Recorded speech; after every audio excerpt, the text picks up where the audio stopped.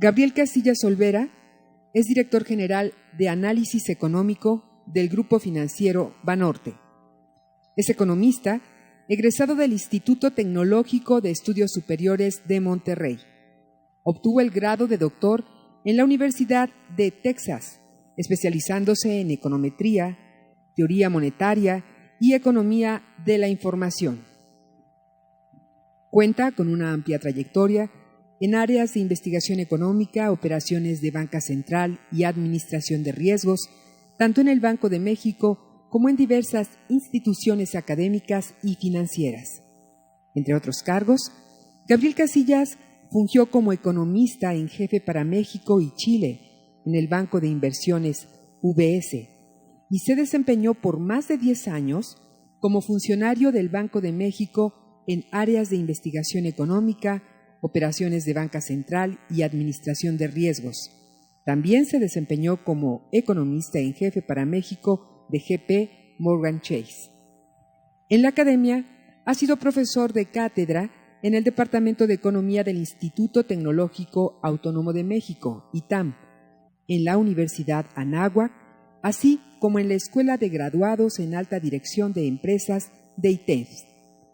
Al crear Grupo Financiero Banorte, su dirección general de análisis económico, Gabriel Casillas, es el líder que encabeza la misma, aprovechando su amplio conocimiento de la economía y los mercados financieros. Un placer recibir con un aplauso al doctor Gabriel Casillas Olvera. Con ustedes. Muy buenas. Bueno, ahí está. Gracias. Muy buenas noches a todos. Quiero agradecer al gobierno de Guanajuato por la invitación, en particular al ISEG, al doctor Salgado. La verdad es que Héctor es un buen amigo y es un excelente economista. Claramente él podría haber dado la conferencia. Entonces, muchas gracias por la invitación. Y bueno, es la última conferencia del día. Han pasado aquí ya algunas horas sentados, escuchando muchos puntos de vista, etcétera. Entonces vamos a tratar de ser dinámicos y tratar de que no, pues no les entre el sueño, ¿no? Vamos a ser muy dinámicos en la presentación. Básicamente los temas que quisiera tocar, y efectivamente es un panorama económico de México, pero uno de los temas que está en boga es justo el famoso momento de México. Se ha hablado mucho del famoso momento de México, sin embargo, después de haber empezado este año con mucha algarabía y mucho entusiasmo, que conforme han pasado ciertas circunstancias como la desaceleración económica, la verdad es que se ha perdido, ha habido un poco de desencanto de este momento para México. Por eso traté de subtitularla, ¿no? Si se perdió este famoso momento de México. Entre todo esto entran las incertidumbres globales, las cuales trataremos de manera breve, y entran sin duda en la explicación de la desaceleración económica, ¿no? Cuáles son las perspectivas hacia adelante y claramente las reformas. Para empezar con esto, lo que he puesto es el momento de México, o como le han titulado en algunas publicaciones extranjeras, Mexico Moment, del jubileo al desencanto. Entonces, ¿qué pasó con el famoso Mexico Moment al principio de este año? Pues empezamos a aparecer en las portadas de revistas muy importantes como The Economist, Inglaterra. No es que me fascine la portada, ¿no? Parece ahí ovnis, los sombreros de México. Sin embargo, hace mucho que México no hacía o no llegaba a las portadas de revistas internacionales de gran renombre, o cuando llegaba, desgraciadamente, no era por motivos buenos, sino por la inseguridad, ¿no? También aparecimos en Wall Street Journal y en otros periódicos como el Financial Times, que nos bautizaron como el Tigre Azteca, ¿no? Que ya íbamos a salir adelante, ¿no? Entonces, en ese sentido, como que había mucho jubileo del momento de México, perspectivas de crecimiento muy optimistas, ¿no? Al principio de este año, la mayoría de los analistas pronosticaba para México un crecimiento del 4%. Hoy sabemos que está por debajo del 2%, ¿no? Secretaría de Hacienda lo modificó a 1.8% y el consenso de analistas anda por ahí. Entonces, ¿qué ha pasado? Bueno, pues efectivamente, después de 4%, las perspectivas económicas desgraciadamente se han deteriorado de manera significativa, ¿no? Hemos visto que hasta inclusive en la selección nos ha ido muy mal, ¿no? Entonces, tristemente. Entonces, como que sí se ha empezado a deteriorar un poquito esta perspectiva de crecimiento económico y ha habido un poquito de desencanto, ¿no? También hemos tenido ciertas manifestaciones, etcétera. Entonces, bueno, yo creo que antes de empezar o de poder decir si este momento para México vive o no, creo que es importante platicar por qué se ha desacelerado la economía. Entonces, para empezar, si vemos una gráfica de PIB, estas son tasas anuales con frecuencia trimestral desde la segunda mitad del 2009, cuando fue la crisis, y vemos tasas de crecimiento en el primero y segundo trimestre, que ahorita les explico por qué las rayitas, pero en el primer trimestre se reportó una tasa de 0.8, que después fue revisada a 0.6. ¿no? Y en el segundo trimestre, que se publicó hace cerca de 2 semanas, en INEGI, la economía mexicana creció 1.5%. Bueno, pareciera como que se desaceleró y ya vamos de regreso, ¿no? 0.6 y 1.5. Pero hay que leer estos datos con mucho cuidado. En el primer trimestre del año, este 0.6 tuvo una influencia negativa por Semana Santa. ¿Qué se refiere? No es que Semana Santa sea mala, no, el tema ni que los economistas no sepamos cuándo cae. El tema de Semana Santa es que es muy difícil estimar los efectos porque no cae siempre en las mismas semanas. El año pasado fue en abril y este año fue en marzo. Entonces el primer trimestre tuvo menos días laborales de este año. Entonces, corrigiendo por ese efecto calendario, en lugar del 0.6 realmente, para que sea comparable, es 2.6. ¿Y qué pasa en el segundo trimestre? Lo contrario, ¿no? El segundo trimestre, como abril del año pasado fue Semana Santa y este año no, entonces el segundo trimestre de este año tuvo más días laborales. Para hacerlo comparable, ¿qué hacemos? Pues este número que está inflado, al corregirlo nos da 0.2. Entonces realmente para leerlo bien es 2.6 y 0.2. Entonces quiere decir que sí va para abajo esto, ¿no?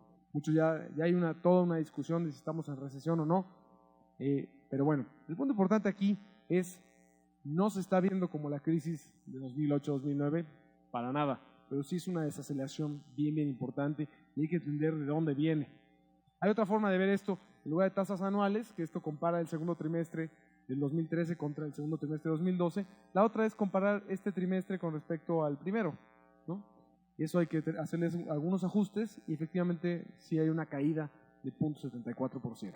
Pero bueno, entonces sí, efectivamente la economía se está acelerando, no hay duda, y creo que no se necesita una gráfica, desgraciadamente, tanto en las empresas como en las familias, como en los bolsillos, también lo hemos sentido. Entonces, bueno, para empezar, para un poquito decir para cómo o de dónde vienen estas fuentes de desaceleración, vamos a comenzar de la tasa de crecimiento de 2012 y de ahí vamos a restarle cosas. Creo que eso es más fácil de verlo, ¿no? Entonces, en ese sentido, en 2012, en todo el año, crecimos 3.9.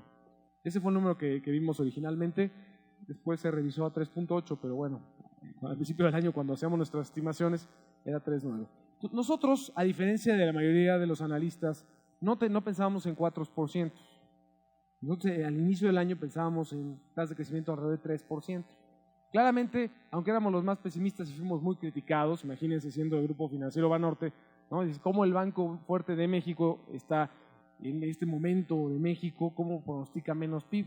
Bueno, de modo, eso es lo que traíamos. Claramente hoy por hoy quedamos rebasados, todos, incluyéndonos nosotros.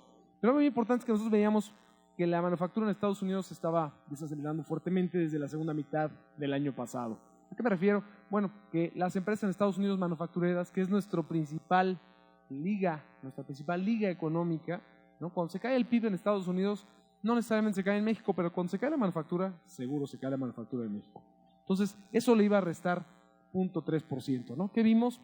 Si vemos las gráficas de producción manufacturera, en Estados Unidos la gris, la de México la roja, prácticamente es una línea encima de la otra, claramente con más volatilidad en el caso mexicano, pero esta es nuestra principal liga económica y justamente se empezaron a desacelerar las exportaciones manufactureras. Recordemos que 80% de nuestras exportaciones va a Estados Unidos, visto desde el punto de vista de a dónde van, y 80% de las exportaciones de México son manufacturas. Pues claramente es un tema muy importante. Entonces, ¿por qué las empresas en Estados Unidos estaban desacelerando? Por Estados Unidos desde la segunda mitad del año pasado tenía un problema de incertidumbre fiscal. ¿A qué me refiero? A que republicanos y demócratas no se ponían de acuerdo sobre si iban a tener que subir impuestos o bajar el gasto o qué iban a hacer. Toda esta incertidumbre fiscal que empezó a causar que las empresas comenzaran a posponer proyectos de inversión. Y sabes que no sé, las que le venden al gobierno, no sé si me van a seguir comprando, entonces no puedo invertir. Las empresas, aunque no le vendan al gobierno, a lo mejor sí le venden a las que sí le venden al gobierno, entonces también se pusieron a posponer proyectos de inversión y en general, y las otras empresas que no necesariamente tenían una relación directa con el gobierno también, pues a lo mejor les cambiaban la estructura impositiva e iban a tener que repensar sus proyectos. Entonces todo esto hizo que no se contratara gente, etcétera, y se empezó a desacelerar. Claramente, y eso es un punto bueno, el punto negativo es este. El punto positivo es que ya este tema fiscal quedó atrás. Efectivamente, al inicio del año, el gobierno de Estados Unidos y el Congreso decidió subir los impuestos, por un lado, y por otro lado, pasó este asunto del secuestro de gasto, que es simplemente un recorte del gasto público. Entonces ya este tema fiscal de Estados Unidos quedó, la percepción es que ya quedó superado y las empresas empiezan a llevar a cabo sus proyectos de inversión, están empezando a contratar más gente y la economía de Estados Unidos está comenzando a recuperar. Eso es una buena señal para México, que esto al ser transitorio son cosas que vamos a ver ya una mejoría en esta segunda mitad del año y todavía más en el 2014. Segundo punto que también teníamos al principio del año era la restricción fiscal del gobierno. Mucho se ha hablado que el gobierno ha tenido subejercicio, etcétera. La verdad, y luego vemos a nuestro presidente decir que no hay subejercicio. Entonces, ¿qué pasa? ¿Dónde está el punto? Pues las dos partes tienen razón. Sí ha habido una restricción fiscal y no ha habido subejercicio. ¿Cómo reconciliamos eso? Bueno, esta restricción fiscal que nosotros estimábamos que le iba a quitar 0.6 puntos al PIB. Imagínense, ya de 3.9, pues ya hay que quitarle 0.9, ¿no? Ya estábamos alrededor de 3% justamente. Entonces, en ese sentido, al principio de las administraciones, ¿esto qué es? El crecimiento del gasto en el primer trimestre de las últimas 4 administraciones. Expresidente Zedillo, expresidente Fox, presidente Calderón y nuestra actual administración. Vean cómo empiezan en el primer trimestre, donde claramente en la crisis de 94 no se cayó tanto ya, se cayó 4.2% en términos reales el gasto público. Al inicio de la administración de Fox inclusive subió, la administración de Calderón cayó cerca de 6%, pero vean esta gran caída de 10.4%. Entonces, claramente sí vimos una restricción fiscal muy fuerte al inicio de esta administración, pero que además pues tiene que ver con una reducción del déficit que se estaba planteando, ¿no? Al inicio de esta administración, los 13 pilares que comentó nuestro presidente, uno de ellos era el famoso déficit cero. Ese déficit cero, si incluimos Pemex, da 2%, por eso a veces vemos números que son confusos. Entonces, en ese sentido, el año pasado el déficit fue de 2.6, y si este año queríamos llegar al famoso déficit cero o 2%, pues claramente había que quitarle 0.6 puntos del PIB, ¿no? En ausencia de un aumento de impuestos, la única manera de bajar un déficit es restringiendo el gasto. Entonces, en ese sentido, esta restricción fiscal no la habíamos visto en más de 10, 15 años, ¿no? Ha cambiado la metodología de cálculo, entonces por eso es difícil dar un dato exacto de fecha, pero no habíamos visto una restricción fiscal de este tamaño. Entonces, claramente sí nos preocupaba la restricción fiscal desde el principio de año y además el gobierno la llevó a cabo muy al principio de este año, ¿no? En inglés dirían nuestros vecinos del norte, se hizo front-loaded, ¿no? Se cargó al inicio de todo esto. Ahora, normalmente cuando hay cambio de administración o cambio de partido, en muchas partes del mundo hay una desaceleración del gasto, ¿no? Y en México no hemos tenido cambios de partido muy seguido, ¿no? Entonces, en ese sentido, pues podemos hablar de que sí es más grave normalmente la caída. Pero realmente lo que podemos pensar aquí también, el otro punto importante, es que hasta aquí el shock era esperado. El no esperado, y ahorita les platico cuál es, de la parte de gasto público. Entonces, bueno, con esto nosotros empezamos el año en 3%. Esos eran los shocks que esperábamos. Y comenzaron los choques no esperados. Yo no he visto en muchos años que se cambie el pronóstico del PIB tantas veces en un año como este, ¿no? ¿Cuál fue el primer shock? La caída en construcción, ¿no? Que nosotros pensamos que le está quitando mínimo este año 0.3 puntos al PIB. ¿A qué me refiero con esto? Pues ya vimos, ¿no? Las barras grises es la construcción total. Se divide en vivienda rojo y el otro en infraestructura. Se ha caído al unísono las dos cosas. En el segundo trimestre se cayó 4% la construcción. Es una caída tremenda, ¿no? Esta sí es muy similar a la que vimos en la crisis de 2008-2009. Y ahora, un punto clave de las famosas viviendas, de las vivienderas, de las desarrolladoras de vivienda, porque ahí es donde está más concentrado. La verdad se pensaban muy pequeñas, como que no iban a hacer mucho efecto. Nada más son el 24% de la construcción de vivienda de interés social. Muy poco, no van a afectar. Además, el otro cerca del 80% de las vivienderas están bien, no va a pasar nada. Esto era lo que mucha gente pensó, ¿no? Ok, tal vez no se ven muy grandes, pero lo que sí es que están muy interconectadas y además no son tan chiquitas. Vamos a verlo no de abajo para arriba, sino de arriba para abajo. La construcción en el PIB, más o menos con la metodología anterior, y ahorita platico de ese tema, pesaba cerca del 6%. De ahí, cerca de un 40% es residencial, de ese 40, un 60% de interés social, y de ahí el 24% las 3 empresas que sabemos que están emproblemadas. Ustedes no tienen que hacer la matemática, si la hacen, que bueno, yo ya la hice varias veces. Entonces 6 por 40 por 60 por 24 nos da 0.3 puntos del PIB. Entonces ahí está la caída que pronosticábamos. La verdad es que es fuerte, 0.3, ¿no? Entonces, y además, pues estas empresas, ¿no? La construcción es intensiva en mano de obra, requiere mucha gente. Las 3 empresas emproblemadas empleaban 41,000 personas. Entonces ahí es donde empieza la ola de choque. Entonces, que dejas a mucha gente desempleada. Hay fábricas que están más robotizadas, la construcción no. Entonces dejas a mucha gente desempleada, 1. 2, ¿qué pasa con los proveedores de loseta, de varilla, etcétera? 3, los que arrendan equipo, ¿no? Que rentan el equipo de construcción. 4, los mismos bancos. El mismo banco de nosotros sufrió un descalabro importante por este asunto. Lo hemos absorbido muy bien, pero sin duda hemos tenido problemas al respecto. Y claramente muchas instituciones financieras en las cuales ya no les pagan las desarrolladoras de vivienda, pues lo que deciden hacer es mejor ya no prestarle a las desarrolladoras de vivienda, estén bien o mal. Entonces también sufren todo 76% de las empresas que estaban bien, ¿no?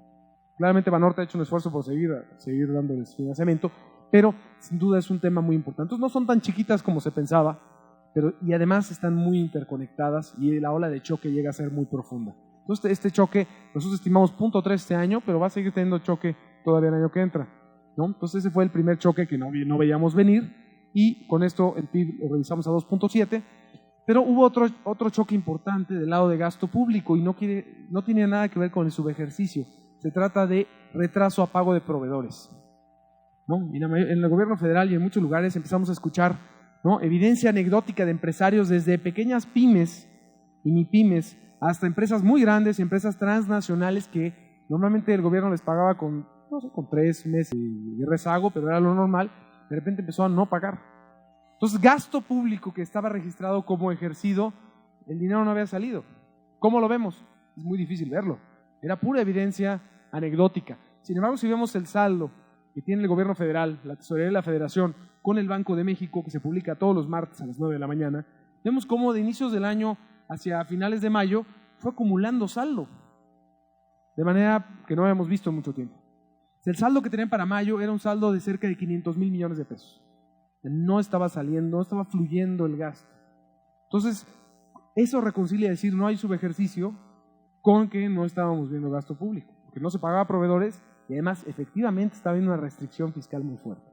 Esta gráfica no la traigo actualizada en esta presentación, sino que ha sido demasiado larga, pero lo que hemos visto es que el saldo ha bajado, ya ha empezado a fluir el gasto, el pago a proveedores, y lo bueno es que de la restricción fiscal claramente se hizo muy al inicio del año. Entonces está fluyendo también más el gasto público desde el punto de vista más estructural. Entonces, también podemos pensar que el choque de la parte de gobierno puede ser menor, adicional a que a lo mejor no vamos a ir por el déficit cero, ¿no? Como vamos a platicar ahorita, la propuesta fiscal de reforma hacendaria lo que está pidiendo es que ya no se tenga este año déficit cero, sino que se vaya a un déficit de 0.4 o, metiendo a Pemex, que se vaya de 2 a 2.4.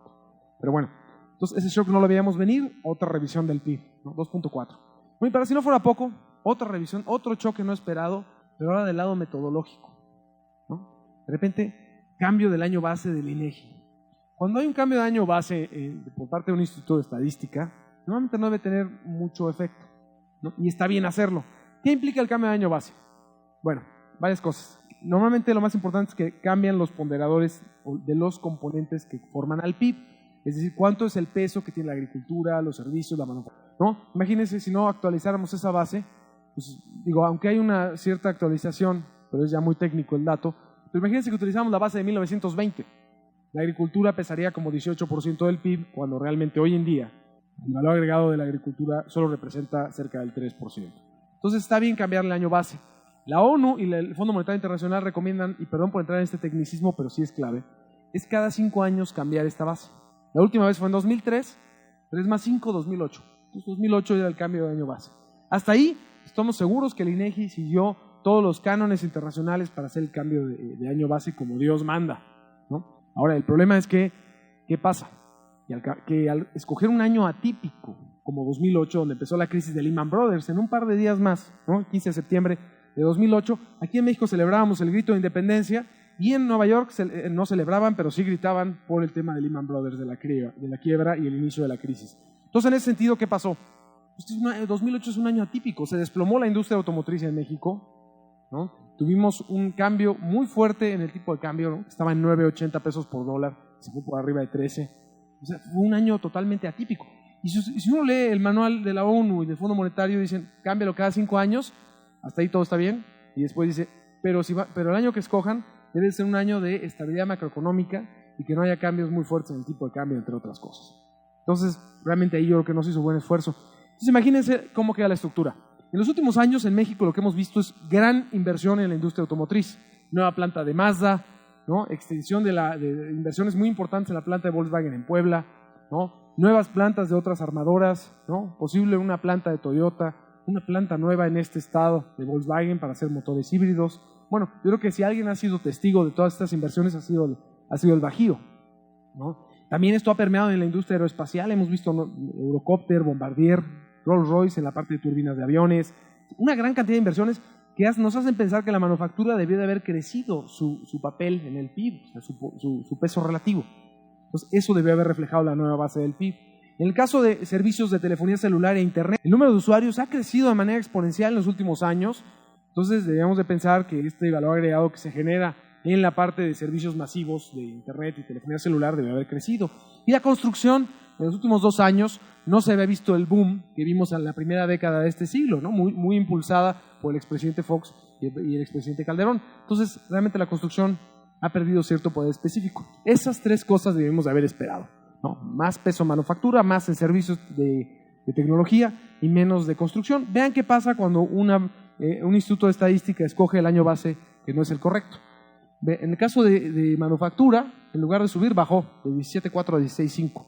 En el caso de servicios de medios masivos, internet, telefonía, bajó en lugar de haber subido de 0.4. Y además, la construcción, por si fuera poco, que ya no es tan dinámica, subió. Entonces, claramente, pues el PIB con esta nueva base pierde. ¿Cuánto? Desde nuestro punto de vista le estamos quitando 0.5 puntos del PIB metodológicos.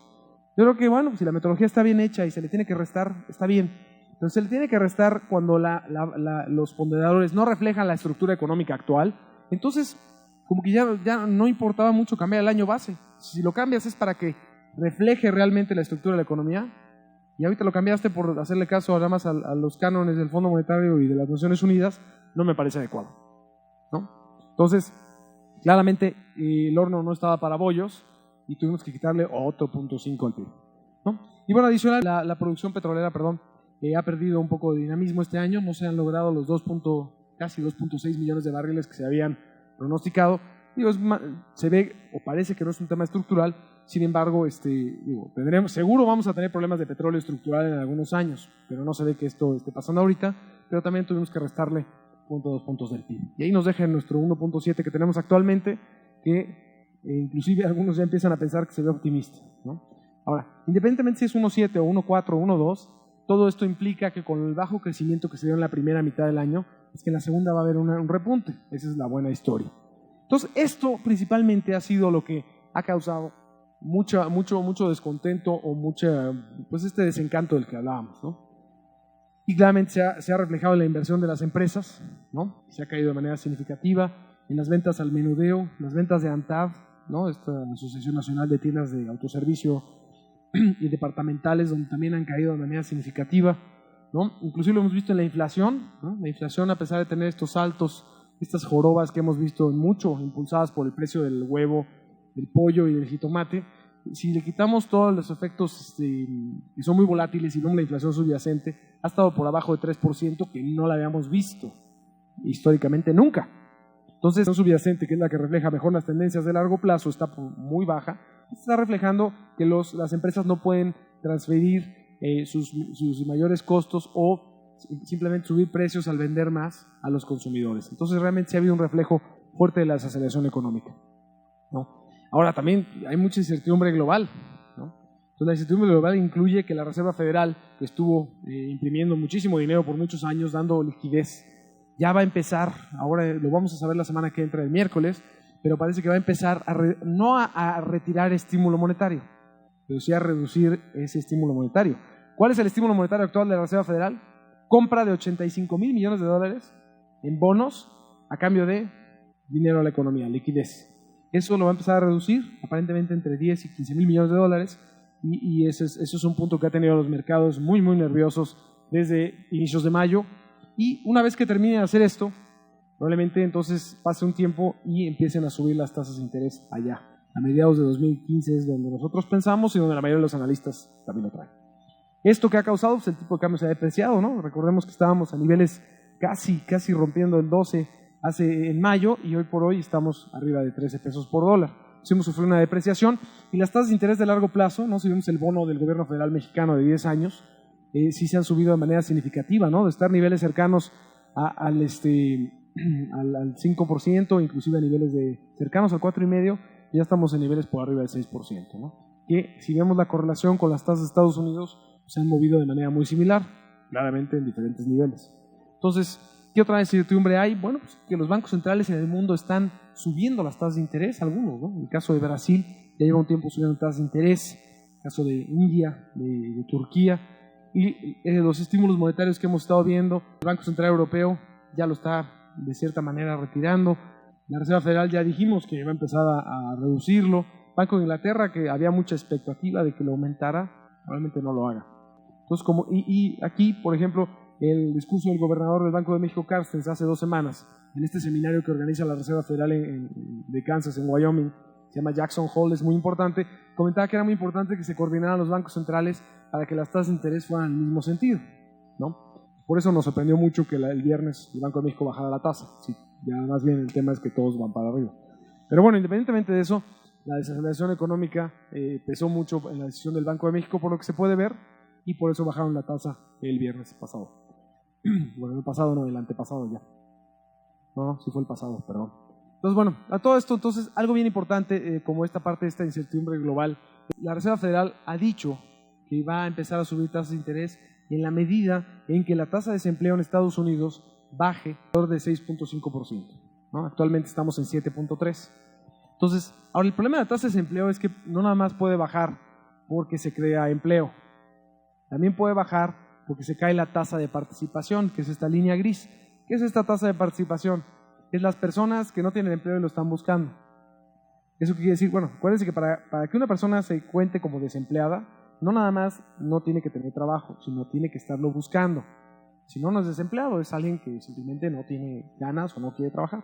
Lo que ha pasado en Estados Unidos es que al bajar esta tasa de participación, que ha sido la principal causa de que se baje la tasa de desempleo, es que gente que ya no está buscando empleo. ¿Qué quiere decir? No es que no lo necesiten realmente, pero sí hay grupos de personas que ya no están buscando empleo, particularmente amas de casa, por ejemplo, amas de casa que desde la crisis, ¿no?, perdieron su empleo en 2008 y llevan 5 años ya sin trabajo, tratando de buscar uno. Dicen, no, pues ya me acostumbré, ya estoy en casa, ya no tengo que buscarlo. O personas que hace 5 años se iban a retirar, ¿no?, en 5 años, ¿no? En 2008 dijeron, yo me retiro en 2013, voy a trabajar un rato para tener más dinero, un tema muy importante en el tema de pensiones, ¿no?, por ejemplo, y resulta que perdieron su empleo y no lo han encontrado en 5 años, entonces dicen, ¿sabes qué? Pues ya me voy a retirar con menos dinero, pero ya busqué empleo 5 años y no encontré. Entonces, estas son las razones por las cuales la tasa de desempleo cae, pero las razones erróneas.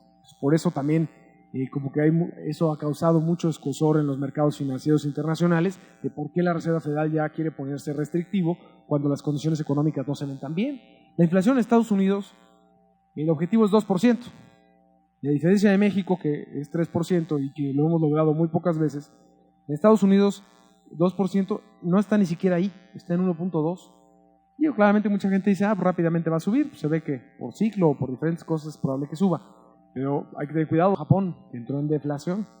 Y la deflación, recordemos que es la baja generalizada de precios, que no ayuda, porque se antoja que es algo deseable, ¿no? Es, oye, qué padre que cada vez que voy al súper bajan las cosas y me alcanza para más.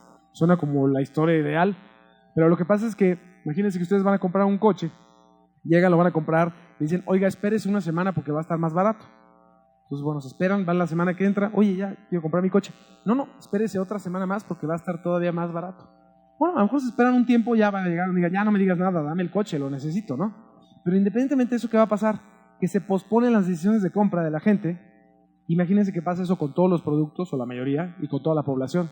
Se empieza a alentar la economía.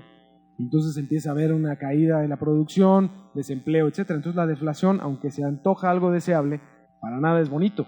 Le preguntan a los japoneses que han sufrido una crisis de deflación desde el 98 a la fecha. Entonces, también es problemático cuando la inflación es tan baja. Entonces, bueno, otro punto importante que hemos visto en la parte de incertidumbre global es que las economías desarrolladas, ¿no? Estados Unidos, la eurozona, Reino Unido, Japón, bueno, salvo Japón, les ha ido mejor. Esta es una encuesta de cómo va avanzando la manufactura y vemos cómo si está en 50 es un grado neutral, ¿no? Pero si está arriba de 50 es que están ya en expansión y abajo de 50 en deterioro. Entonces veamos cómo las economías desarrolladas empiezan a estar en expansión y las economías emergentes, salvo Japón, están ya ahora en un proceso de deterioro. Entonces esa también divergencia del crecimiento económico pues también es un punto de incertidumbre global, no ayuda. Sumemos las tensiones en Siria.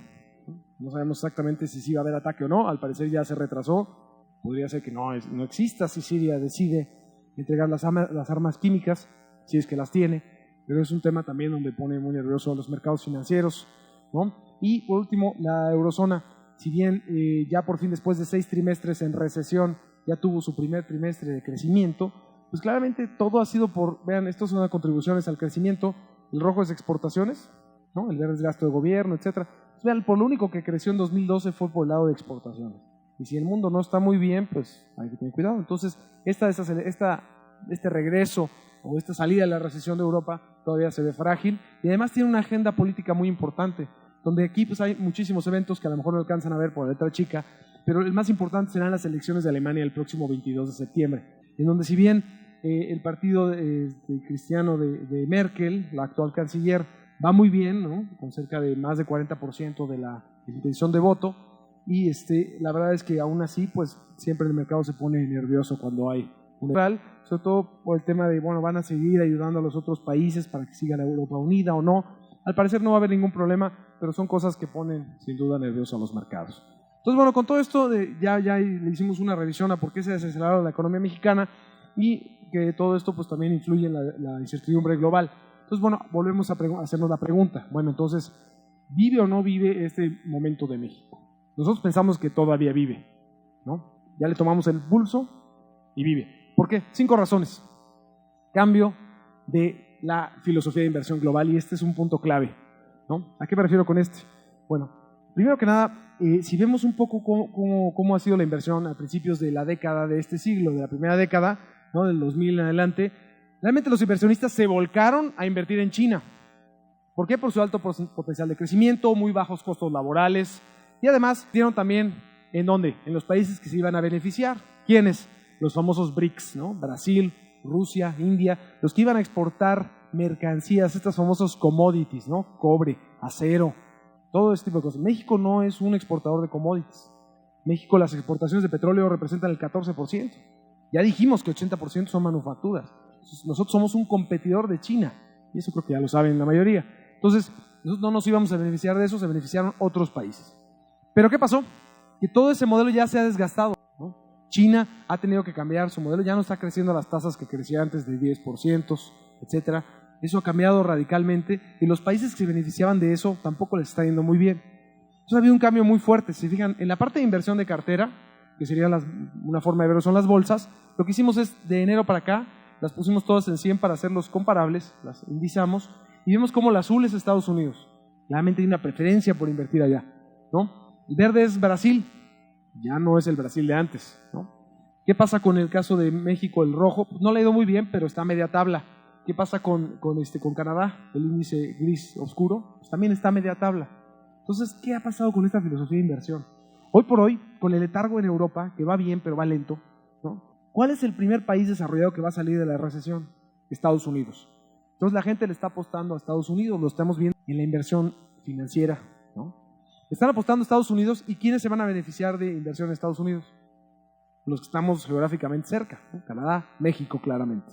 Entonces esto no importa si México le va bien o no le va tan bien per se, es un cambio de filosofía global, ¿no? Entonces, y no nada más lo estamos viendo en la parte bursátil, ¿no? Para verlo en la inversión extranjera directa, ¿no? En qué tan atractivo es un país para invertir en una planta de coches o de otras cosas, es difícil verlo en una gráfica porque no lo vemos hasta que ya pasó. Entonces, esta es una encuesta que hace un consultor importante que se llama A.T. Kearney, en el cual lo hace cada año y es una encuesta que me parece muy seria. Entonces, vean, Estados Unidos en 2001, curiosamente cuando China entró a la Organización Mundial de Comercio, que fue el que le permitió entre otras cosas, llegar a ser el primer exportador del mundo, perdió su primer lugar y estuvo en lugares 4, 5. El año pasado estaba en cuarto. Y vean, hoy por hoy es el número 1, volvió a recuperar su número 1 en atracción de inversión. ¿Y qué tan atractivo es? Vean lo que pasó con Canadá, estaba en lugar 20. El año pasado, no estamos hablando de 5 años, ya está en lugar número 4. ¿Y qué pasó con México? Estaba en lugar 25 y en esta última encuesta de este año nos fuimos a los top 10, ¿no? A los mejores 10 en el lugar 9. Entonces, claramente, ¿qué está pasando? Está habiendo un cambio de inversión global y México se va a beneficiar de eso, ¿no? Ahí es un poco de China, me lo voy a saltar para ver la segunda. La segunda bien importante, renovada competitividad de México. ¿Qué significa? Lo que ya platicábamos. Todas las inversiones automotrices, ¿no? Expansión de la planta de Chrysler en Coahuila, Ford en Toluca, Volkswagen en Puebla, Volkswagen aquí en el estado de Guanajuato, nueva planta de Honda aquí también en el estado de Guanajuato, la nueva planta de Nissan en Aguascalientes, etcétera. Todas estas inversiones que han traído otras empresas que también hacen autopartes, e insisto, la parte aeroespacial que ha sido bien importante, todas estas inversiones, la gente me decía, oye, pero ¿por qué? Digo, hasta noviembre del año pasado, no había reformas importantes de gran calado, y además de esto, ¿qué pasaba? Teníamos el escalamiento de violencia relacionada con el narcotráfico. Y me lo preguntaban inversionistas globales, en Asia, en Europa, en Estados Unidos, inversionistas locales, y hasta en reunión dominical de domingo, ¿no? Así los tíos, oye, no, pues pasó esto, ¿no? O sea, realmente era difícil de explicar. Pero ¿qué pasó? Hubo 3 factores importantes. 1, los salarios entre México y China y otros países de bajos costos laborales, ¿no? Si vemos estos dólares por hora en promedio en la industria manufacturera, la brecha entre los salarios en México y China en promedio en 2002, un año después de que China entró a esta Organización Mundial de Comercio, era de más de 200%. O sea, era 235% más barato, ¿no? Desgraciadamente aquí el estado de Guanajuato fue de los que más sufrió, ¿no? Con la industria zapatera, por ejemplo, en el caso de León, ¿no? Entre otras. Bueno, pues esto ha cambiado radicalmente.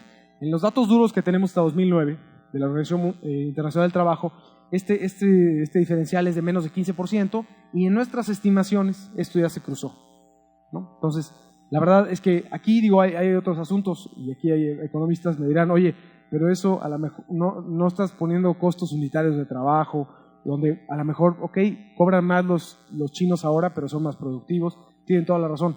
El problema es que ese dato sí existe para México, pero no para China, entonces no podemos compararlo. Pero independientemente de esto, realmente, entonces lo que hicimos fue preguntarle a empresarios que tienen plantas en México y en China, o en alguno de los 2 lugares, y nos han dicho que este sí es un tema. Se han vuelto mucho más caro estar contratando personal en China, relativo a México. 2, otro punto que nos ha ayudado a la competitividad, no nada más una brecha de salarios menor, sino el tipo de cambio.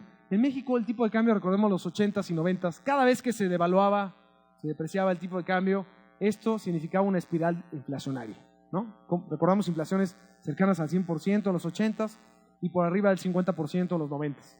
Entonces, ¿qué pasaba? Se deprecia el tipo de cambio o se devalúa, nos hacemos más competitivos, somos más baratos ante el mundo, pero automáticamente venía la inflación tremenda, entonces todos los costos que estaban más baratos se eliminaban y no nos generaba mucha competitividad o no duraba mucho tiempo.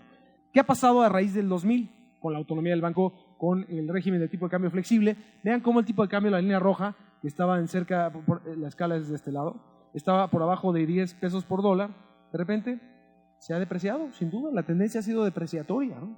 De 9 hacia 13.10, 13.20, con algunos episodios de volatilidad, y deberíamos de pensar que la inflación debió haberse comportado parecido, y a diferencia de los 80s y 90s, la inflación que estaba cercana a 10% en enero del 2000, hoy estamos en cerca de 3.5%. Entonces ha habido un cambio radical en el cual la depreciación del tipo de cambio, en ausencia de espiral inflacionario, nos ha hecho mucho más competitivos. Y hay un tercer factor bien importante, los costos de transporte. ¿Cómo los vemos?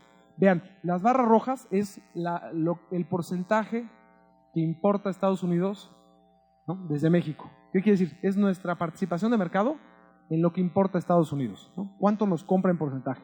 Entonces vean cómo en 97, que el Tratado de Libre Comercio ya funcionaba bien, se firmó en 93, veamos cómo fuimos ganando participación de mercado, y en 2001 justamente comenzamos a perder participación de mercado. ¿Por qué? ¿Quién nos la quitó?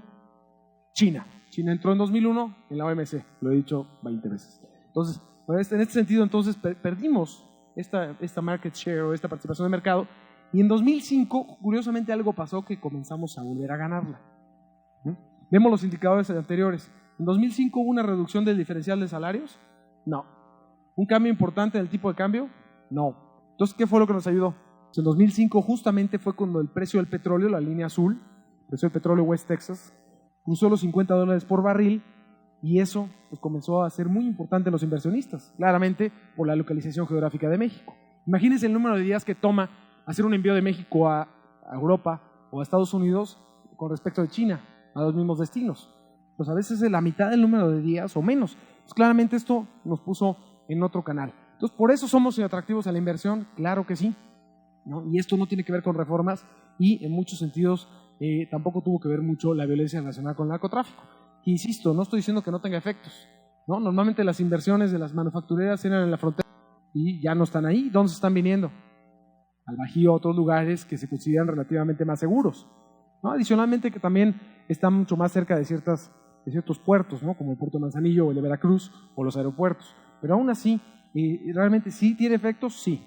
Pero estos han sido los tres factores que han explicado la competitividad de México y no tiene que ver, insisto, ni con reformas ni con otras cosas. Ya llevamos 2 puntos por los cuales no importa tanto que hagamos en México, ¿no? Tercer punto, estabilidad macroeconómica. Ya sabemos que tenemos un alto nivel de reservas internacionales, ¿no? Tenemos máximos históricos, cerca de $170,000 millones. Sumemos la línea que tenemos con el Fondo Monetario Internacional de $73,000 millones. Por si nos hace falta, la verdad es que tenemos un déficit de cuenta corriente muy pequeño. Estamos muy bien macroeconómicamente en esos indicadores. Ahora no les voy a presentar esas gráficas porque ya las conocen, pero sí, esta es bien interesante porque es muy reciente. Vean lo que ha pasado con los países emergentes, con sus divisas, a raíz de lo que pasó en mayo, que se empezó a hablar de este retiro del estímulo monetario de la Reserva Federal, que se pusieron muy nerviosos los mercados. Bueno, indizamos estas divisas, ¿no? El peso es la roja y también están otras como las rupias, ¿no? De Indonesia, de la India, el real brasileño, que es el verde, la lira turca y el rand de Sudáfrica. Entonces los normalizamos al 1 de mayo, cuando empezó este problema, y todas al unísono se han depreciado, ¿no? Cuando hay una cosa de incertidumbre, los inversionistas dicen, vendo países emergentes, todos juntos, vámonos, no quiero nada. Ahora, algo importante, el mercado ha empezado a ver que México no está tan mal, porque vean, empezó depreciándose mucho y de repente se regresó, y aunque ha seguido cierta tendencia depreciatoria, ha sido la que menos se ha depreciado de todas. ¿Por qué los mercados empiezan a discriminar, a ver diferencias en México? Veamos algunos de los indicadores de los que platicaba. Vean, por ejemplo, la deuda externa como porcentaje del PIB. En México, 10%. Uy, wow, ¿no? Nada que ver con los 90s. Vean Turquía, 40%, Sudáfrica, 35%, hasta Brasil y la India, ¿no? Con 20%. Veamos otro indicador, la deuda externa, pero la de corto plazo, la que hay que pagar el año que entra o dentro de 6 meses. Como porcentaje del PIB, México 0.3. No debemos nada en el corto plazo, ¿no? Los perfiles de pagos están muy bien definidos, pero vean, en Turquía es 14%, 6% en Sudáfrica, etcétera. No voy a ir uno por uno porque si no nos quedamos aquí hasta las 11 de la noche y el doctor Salgado me dijo que hasta las 10. No es cierto. Entonces, bueno, otro porcentaje de reservas, ¿no? ¿Qué tanto tenemos cubiertos, ¿no? La deuda con respecto a reservas. Vean la deuda que tiene Turquía con respecto a sus reservas. Tiene más deuda que reservas. 108%, ¿no? Y en el caso de México es 1.6. Ojo, esta es la de corto plazo, no la total. Pero en general estamos bien. El déficit de cuenta corriente, ¿no? Las cuentas externas. En México tenemos un déficit por abajo del 2%, cuando los otros países tienen déficits de 7, 8% que tienen que estar financiando. Entonces son muy dependientes del financiamiento global, en el cual nosotros no lo somos tanto. Entonces, la estabilidad macroeconómica paga. Esa es la lección y lo estamos viendo en los mercados financieros internacionales. Entonces, bueno, ese es otro punto. Entonces ya llevamos 3 puntos importantes que ya logramos en México. Todo lo que se ha hecho, todo lo que se ha sembrado, ¿no? Está pagando. Ahora vamos a ver el punto 4, reformas estructurales. En México somos un país sobrediagnosticado. En 15 años sabemos qué reformas necesitamos, ¿no? Pero no se han podido aprobar. ¿Por qué? Porque si un partido está en el poder, el otro no se lo quiere aprobar y al revés también, ¿no? Y además tenemos una democracia bastante joven. Entonces realmente reformas estructurales ha sido un tema político, no un tema de que no estemos de acuerdo cuáles son. Hoy por hoy, tristemente, aunque se estén aprobando reformas y son muy importantes, tal vez no son las ideales. Pero bueno, eso vamos a hablar aquí. Pero sí se están dando. Un ejemplo, vean, de los 90s a noviembre del año pasado, ¿cuántas reformas de gran calado se hicieron? Me refiero a reformas donde nos hagan pensar antes y después de la reforma, ¿no? Parecido antes y después de Cristo, pero mucho más leve, ¿no? Entonces, ¿qué reformas nos hacen pensar en un México distinto? El Tratado de Libre Comercio, sin duda, ¿no? Acuérdense que el Tratado de Libre Comercio está a nivel constitucional. La autonomía del Banco de México, donde la vemos como algo, qué bonito, no, es bien importante. porque institucionalizamos que la política monetaria fuera responsable, que el gobierno no le pudiera levantar el teléfono y hablarle al gobernador del Banco de México, que en esa época se llamaba director general, y decirle imprímeme billetes. Fue bien importante. Otra reforma importante, creación de las CIEFORES y las AFORES, que claramente aquí se ha comentado ampliamente. Me estoy saltando la del 93 del Seguro de Ahorro para el Retiro, pero bueno, las pongo juntas. Fue una reforma toral para México. 2006, Ley de Presupuesto y Responsabilidad Fiscal y Hacendaria, clave también porque aquí institucionalizamos tener finanzas públicas sanas. Y por último, la reforma al ISSSTE, que tanto se ha hablado aquí también, ¿no? Que yo creo que es una reforma que hizo el presidente Calderón, también de gran calado y muy importante. Entonces, pero si vemos realmente son 6 reformas, o 5, ¿no? 5 reformas en cerca de 20 años. ¿Qué ha pasado de noviembre para acá? ¿No? Ya la gente hasta pierde la cuenta. Llevamos 6, 5, 7, muchas reformas de gran calado, que algunas me van a decir, no son tan de gran calado. Bueno, han sido reformas posibles, pero hay otras que sí han sido bien importantes, como la reforma laboral. La gente me dice, oye, es que no veo efectos de la reforma laboral. ¿Y sabes qué? Tienen razón. La reforma laboral es de gran calado, es importantísima, pero el efecto que va a tener el PIB es chiquitito. ¿Por qué? Porque la ley laboral fue tan restrictiva por tantos años que las empresas y los trabajadores le encontraron cómo darle la vuelta. Pues claramente, lo que está haciendo la reforma laboral es hacer legal lo que ya se hacía. Entonces, ¿cuál es el impacto en el PIB? Muy pequeño. ¿Es una reforma buena? Sí, sin duda. Entonces, y así, reforma de telecomunicaciones, competencia económica, los efectos, porque tardan años en darse, reforma de contabilidad gubernamental, disciplina fiscal para estados y municipios, ¿no? Reforma educativa, reforma de la ley de amparo, van muchas reformas, y me están faltando algunas todavía ahí, de las que ya están aprobadas por ambas cámaras. Falta la implementación, sin duda, hay un reto enorme, pero no habíamos podido hacer muchas reformas en muchos años. Ya, por fin, después de los 2 partidos que han estado en el poder, ya estuvieron en el poder, y ahora se dan cuenta que mejor sí hacen las reformas, ¿no? Entonces, bueno, importante aquí, la reforma de telecomunicaciones, pues creemos que realmente se van a romper los monopolios. O sea, América Móvil tiene el 75% de telefonía fija, 70% de telefonía móvil y 80% de banda ancha de internet. Entonces, yo veo muy difícil que se puedan romper monopolios. Lo que sí puedo ver es que es una reforma importante porque la tecnología va a empezar a quitar monopolios, ¿no? ¿Quién va a invertir en 20 años en líneas de telefonía fija? Yo pensaría que todo va a ser inalámbrico, ¿no? Entonces, eso va a quitar un monopolio. Y la nueva reforma lo que te va a dar es una ley y dientes al regulador para que no haya nuevos monopolios que salgan. Entonces, sí es una buena ley prospectiva, va a tardar tiempo en cuajar, pero es una buena reforma que no necesariamente rompe monopolios de un día para otro. En el caso de reforma educativa, los famosos 5 ejes, no me voy a ir en cada uno de ellos, voy a platicar un poquito unas cosas importantes de esta reforma. En México, la matrícula de estudiantes es de cerca de 35 millones, ¿no? 35 millones de estudiantes, de los cuales, si vemos los porcentajes que están en jardín de niños, primaria y secundaria, acá, estamos hablando de cerca de un 60, más del 60%, cerca de un 70% de la población. Entonces tenemos una población joven. La mediana de edad del mexicano es 26 años. Es un país joven. En Alemania es de 43, por ejemplo. Entonces somos un país joven donde tenemos muchos estudiantes y además la mayoría están en primaria, secundaria y jardín de niños. El problema es que si vemos la cantidad y la calidad de educación no estamos bien, lo hemos visto, esto creo que lo han visto en muchos lados, pero vean la cantidad, por ver la educación, qué tan buenos estamos en cantidad, ¿no? Imagínense, este es el porcentaje de estudiantes en México, o de personas que terminaron la secundaria. En México, 35%.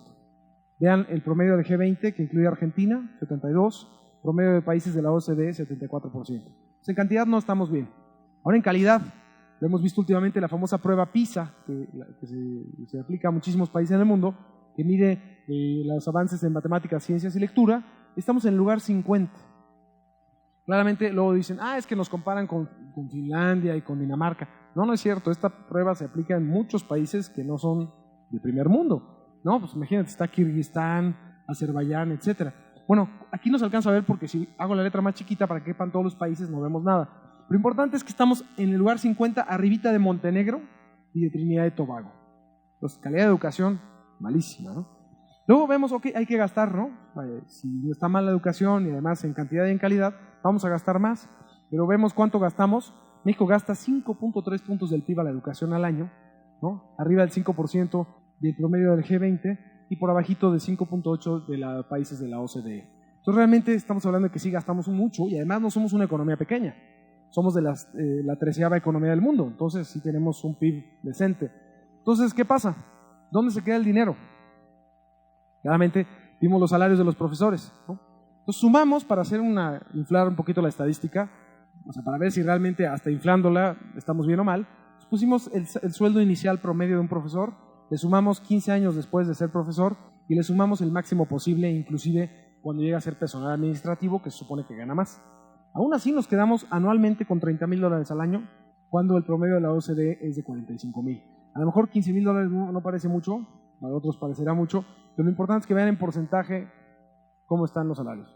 Definitivamente en algún lugar se queda el dinero, ¿no? Entonces, bueno, creo que esta reforma educativa es muy buena. Es una reforma que va a tardar tal vez 15 años en verse los efectos, pero sin duda se está haciendo algo para mejorar esta parte en México, ¿no? La reforma financiera, se ha hablado mucho y a la vez yo cuando platico con la gente con la que platico al menos, de todo tipo, los que están muy enterados o los que no tanto, y no les queda muy claro cuáles son los temas de la reforma financiera. Creo que el tema más importante, el que hemos escuchado mucho, es la baja penetración crediticia en México, ¿no? ¿A qué me refiero? Todo el crédito que damos los bancos comerciales a las empresas y a los individuos, sin tomar en cuenta gobiernos ni banca de desarrollo, en México es 15% del PIB. Y no nos vamos a comparar con Estados Unidos, que anda como en 150. Vamos a compararnos con nuestros países vecinos, ¿no? Perú, que lo consideramos normalmente menos desarrollado, arriba del 20%. Colombia arriba del 40%, Brasil cerca del 50%, Chile arriba del 70%. Sí hay baja penetración crediticia en México. Ahora, pregúntenle a cualquier empresario si no quiere vender más de su producto o quiere ofrecer más servicio. ¿Qué le van a contestar? Es que claro que sí, quiero vender más. ¿Ustedes creen si nos preguntan los bancos si queremos prestar más? Sin duda, queremos prestar más. Lo que pasa es que, como decía don Roberto González, ¿no? Lo que pasa es que antes decía, oye, pues prestar es muy fácil, el problema es recuperar, ¿no? Entonces realmente ese es un tema en México, no necesariamente se va a recuperar y en todo el mundo. Entonces, bueno, en México había dos formas de solucionar este problema desde nuestro punto de vista. Uno, mejorar la informalidad. ¿A qué me refiero? No que la informalidad esté mejor, sino que se pase a la formalidad, ¿no?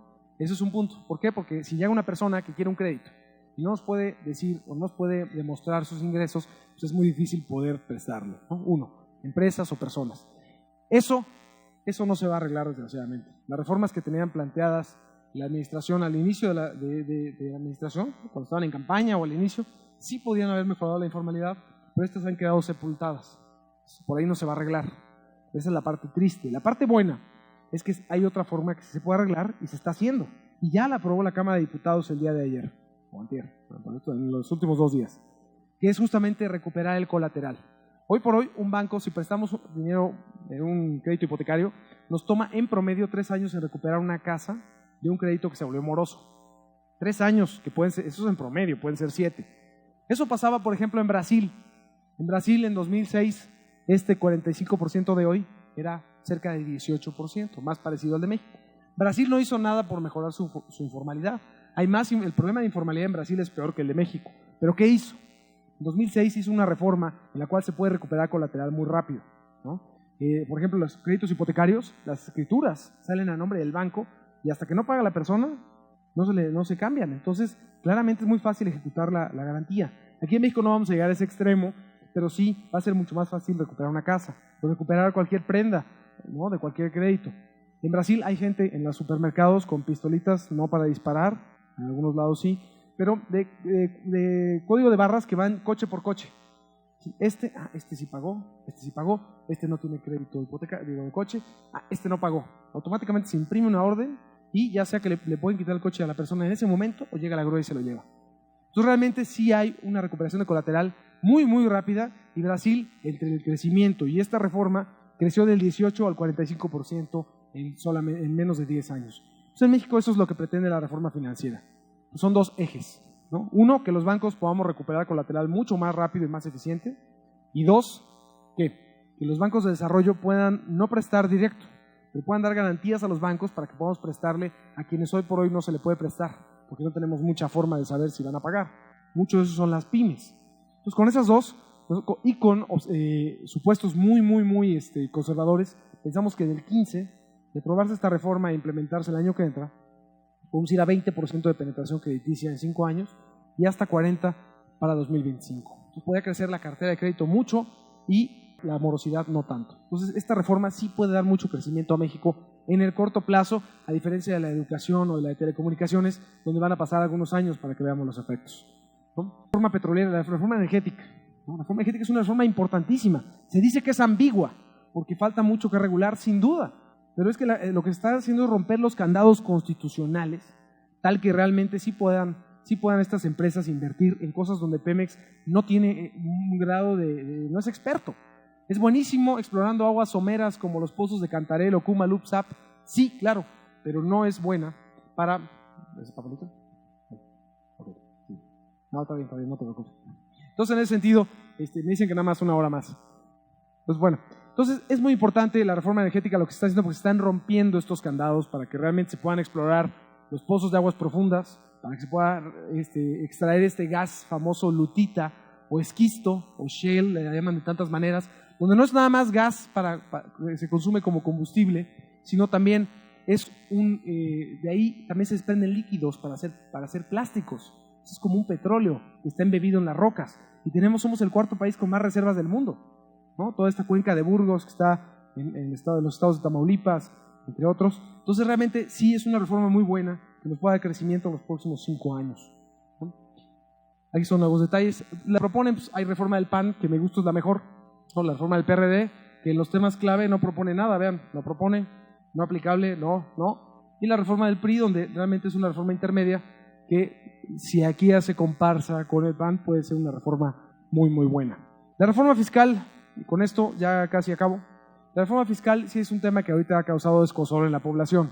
Sabemos los problemas, tenemos una alta dependencia de ingresos petroleros, ¿no? Aquí dice 33, pero algunas veces ha sido 35%. Cualquier problema con el petróleo, imagínense, 1/3 de los ingresos fiscales se pierde. Entonces, realmente sabemos la problemática, la conocemos muy bien. Y aquí, rápidamente, lo bueno, lo malo y lo feo de la reforma fiscal, ¿no? Tiene cosas muy buenas. Es la reforma más significativa que se ha presentado en más de 15 años. Entonces, una reforma buena. Se está reduciendo la famosa carga fiscal a Pemex del 70 a por abajo, de cerca del 80 a 60%. Eso es clave, porque así es como reducimos la dependencia de ingresos petroleros. Eso es lo más importante de esta reforma. Ahora, otra cosa importante, se eliminan estos tratamientos especiales, regímenes preferenciales, deducciones, etcétera. Eso es muy bueno porque realmente sí disminuyen la ilusión y deducción fiscal. Se homologa el IVA en las ciudades fronterizas, que realmente en muchos estudios que yo he visto por expertos, realmente se tenía que haber hecho hace mucho. Los nuevos impuestos especiales a bebidas azucaradas y plaguicidas. Realmente yo prefiero que las personas informadas no consuman tanto refresco, que no sea por un impuesto, pero no me parece malo un impuesto a eso.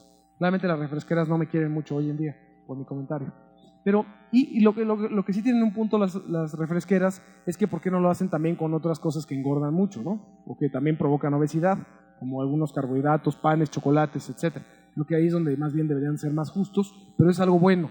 La modificación de los famosos repecos es una especie en extinción, ¿no? Los pequeños contribuyentes, que en lo que quiero aquí comentar de manera muy breve los repecos es que un repeco paga impuestos, eso está bien, pero no puede ni emitir factura ni deducir, pues tampoco pide factura. Entonces, como que se pierde la cadena de fiscalización. El nuevo régimen que está proponiendo se llama régimen de incorporación, es importante. ¿Por qué? El primer año que no van a pagar ISR y poco a poco van a ir pagando más ISR de manera progresiva hasta el 7º año, van a pagar ISR completo. Entonces, hay incentivos para entrar en este régimen, además de que el otro va a desaparecer. Y por otro lado también, con esto no se quedan como repecos para siempre, sino van progresando hasta que se reincorporan como empresa normal. Y además sí pueden emitir factura y deducir. Entonces van a juntar estas ligas de fiscalización. Se elimina el impuesto de puestos en efectivo. Mucha gente estaba contenta porque le empezaste a cobrar impuestos a quien no los pagaba. A mí no me gustó porque siento que entonces se pierde el esfuerzo por bancarizar a la gente. Mucha gente ya no quería meter su dinero al banco por esto. Yo creo que está bien que se elimine. Y la nueva política de precios de gasolina, no la del año que entra, porque se baja el desliz mensual, ¿no? La Magna sube 11 centavos mensualmente.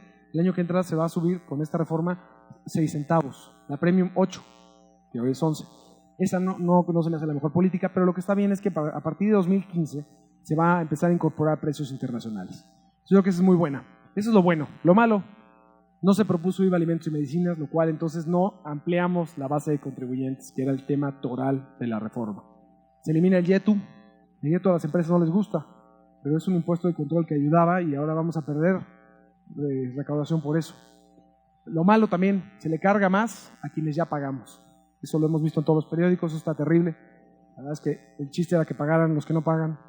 Y este nuevo impuesto de 10% de ganancias de capital en bolsa y dividendos, que está bien que se le cargue a las personas que más dinero tienen, eso está bien, esa progresividad me gusta. Lo que no me gusta es que la bolsa no se ha desarrollado mucho, y si le ponemos barreras como un impuesto, pues a lo mejor no se desarrolla mucho. Lo feo, déficit fiscal. Después del famoso déficit cero, o 2%, se está proponiendo que se suba a 2.4 tan pronto como este año, y ese no me molesta mucho, que me molesta es el del año que entra. 3.5 es el déficit más alto que tendría México desde 1989. ¿Qué no aprendimos? ¿Qué no era uno de los 13 pilares de esta administración? ¿Por qué nos vamos a ir a un déficit? Y además, mayor déficit implica mayor deuda.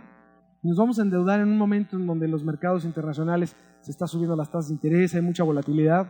Eso sí, no me parece de ninguna manera. El otro punto es la calidad del déficit. Este déficit no se está haciendo por muchos programas sociales nuevos, es gasto corriente. Entonces, si bien se está diciendo, no, es que se va a hacer una regla fiscal en la cual en los años de dificultad económica se gasta y en los de bonanza vamos a ahorrar, bueno, ok, pero no queda clara la regla fiscal. Y aunque se planee que el déficit llegue otra vez a cero hacia el 2017, realmente, pues también lo había planteado la administración anterior, llegar a cero en el 2012 y no llegamos, ¿no? Entonces, a mí sí me preocupa el déficit. Pero bueno, tiene un cierto impacto recaudatorio, con esto ya voy a acabar. Es justamente el tema de lo que se va a recaudar por todos los cambios de régimen en el ISR, se va a recaudar 0.7 puntos del PIB más, pero el problema es que con la eliminación del YETU se dejan de recaudar 0.7. Entonces, realmente por eso no estoy de acuerdo con esto. Entonces se está apostando por el IVA, por el IVA, perdón, y por los IEPS, ¿no? Para poder recaudar más. Aparentemente en los próximos años podríamos recaudar hasta casi 3 puntos del PIB, lo cual está bien, ¿no? Aún con déficit. Va a tener un impacto en la inflación. La inflación, aquí pusimos detalle cosa por cosa. Claramente el impacto de la gasolina va a ser negativo con respecto a este año. ¿Por qué? Porque el desliz es menor. No quiere decir que van a caer los precios. Simplemente el impacto sobre la velocidad de crecimiento de los precios es menor. Pero en general pueden ser cerca de 63 puntos base, que es 0.63 más. ¿Sé cómo se vería la inflación el año que entra? Aquí está muy rara la gráfica, pero es la inflación general, la roja. La gris es la subyacente, la que le quitamos efectos volátiles, frutas, verduras, etc. Y de aquí es agosto, de aquí es nuestras proyecciones a final de año, y a partir de aquí son dos. ¿Por qué? La línea continua es sin reforma fiscal, la punteada es con reforma fiscal. Entonces vemos como si hay un efecto inflacionario en la general, que podría haber acabado en 3.3, que se va a 4% el año que entra, y en la subyacente de 3.5 a 4.6, ¿no? Pero tampoco es tan grave. Estos son los impactos inflacionarios que, si se hubiera aprobado el IVA de alimentos y medicinas, a pesar de que estábamos de acuerdo en que se hiciera, pues esta inflación lo hubiéramos estado platicando en niveles de 5.5 o hasta 6%. Entonces, bueno, dentro de las cosas no tan malas es justamente el impacto inflacionario. Y entonces, con todo esto yo creo que podemos ver efectos de las reformas bien importantes al PIB, que se pueden ver tan pronto como en 2015 con tasas de 5.5%, ¿no? Entonces yo creo que la reforma está bien, México está bien. Entonces, con todo esto, realmente pues tenemos 5 puntos, donde el cual el último no lo va a poder tratar muy en corto. Pero lo que sí les puedo decir es que los expertos, y esto me gustaría haber elaborado más, pero ya se nos acabó el tiempo, pero un punto bien importante es que el aspecto de seguridad se sigue viendo muy feo, sin duda todavía hay descabezados y cosas horribles. Si vemos el problema de inseguridad, pues sí, estos son el número de asesinatos mensuales, ¿no? Y si vemos, nos comparamos con Irak está por debajo de 1,000 al mes, pues todavía estamos arriba de Irak. Pues quiere decir que si todavía está mal, pues sí. Ahora, si vemos, no estamos ya en el pico, como que pareciera que va descendiendo. Entonces, como no puedo andar, nada más gráfica y nos vamos. Esta gráfica es bien importante. Esta roja es la misma que presenté, son datos oficiales, y la azul parece como una distribución normal de sus clases de estadística. Los expertos dicen que si el gobierno hace el manejo adecuado de este problema, normalmente se comporta así, en 5 fases, donde al principio no es muy grave, se empieza a poner muy feo, vamos a ahondar en las fases, pero el tema es que sí se ve que todavía está muy alto con respecto al principio, pero que ya vamos de bajada, y si sigue haciendo las cosas el gobierno federal y los gobiernos estatales, municipales, como supone que lo han estado haciendo, podemos llegar a un 2017 con un problema de inseguridad mucho más arreglado que lo que está ahorita.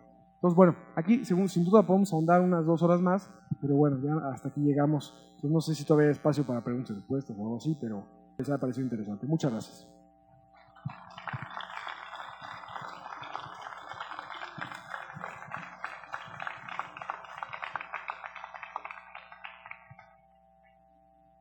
Queremos agradecer la valiosa participación del doctor Gabriel Casillas Olvera, su aportación a las jornadas sin duda muy valiosa. En este momento, el doctor en Economía Héctor Salgado Banda, director general del Instituto de Seguridad Social del Estado de Guanajuato, le hará entrega de merecido reconocimiento y nosotros, claro, lo celebramos con un caluroso aplauso.